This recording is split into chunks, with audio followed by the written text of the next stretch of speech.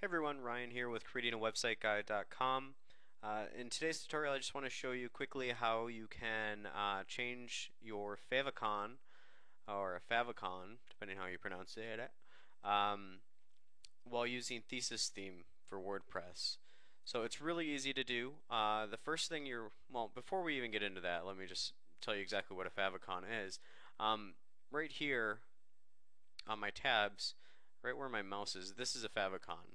You can see there's YouTube here as well, and these other websites have different favicons. Basically, they're tiny images that go along with your website um, in things like tabs when browsing, and also if I go under like bookmarks here, you can see there's different images associated with each website. So usually it's the logo of the website. You can also see like where my mouse is right now. These sites don't have favicons. So favicons are a way in things like I said, like tabs or bookmarks, where you can kind of differentiate yourself and just create a little bit more design to your website and make you stand out just a little bit. So they're not going to help you with search engine optimization or anything like that, but it'll just make your website look a little more professional when it's pulled up.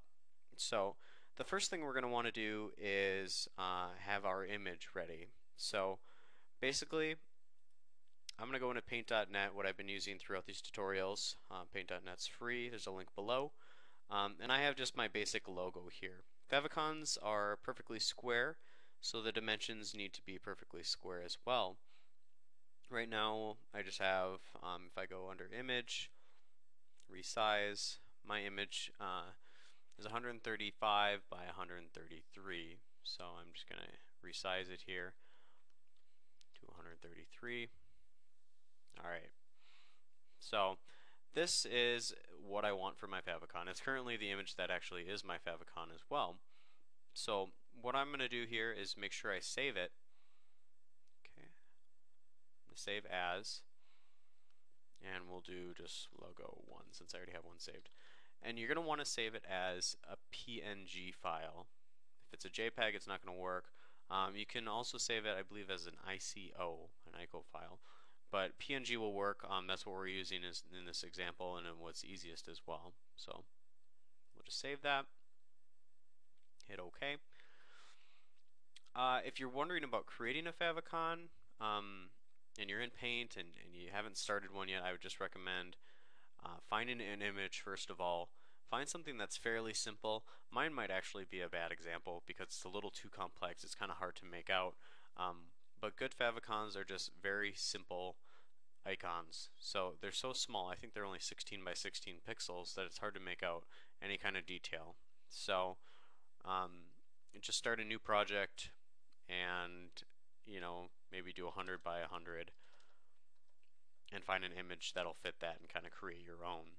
So once you have an image created, you're going to want to go to your website and you're going to want to go into the dashboard. And at this point, I'm assuming you have Thesis loaded.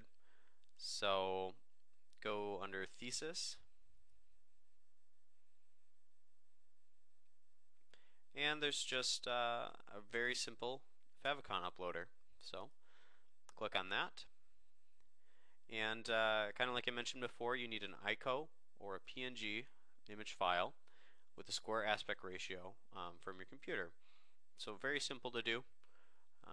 The hardest part is probably figuring out what the heck you want for your favicon, and creating it. So, and then we'll just browse, and let's find our logo image we just saved here. Okay, that was logo 1, I believe, and we're just going to upload it. Okay, so it's uploaded now. And there it is. So like I said, it's kind of a bad example. Mine's a little too crowded. I should probably change it. But like for example, this favicon over here for this particular website's good. It's just a circle with a few little designs in it. So pretty easy to make out. Obviously in my favicon, you're not going to be able to see that this is a roadmap kind of thing. So yeah, Favicons are just, again, something to make your site kind of stand out a little bit. Really easy to do. If you have any questions, leave them in the comment box below if you're on YouTube, or just shoot me an email if you're on the website. So this again is Ryan with creatingawebsiteguide.com. Thanks again for stopping by.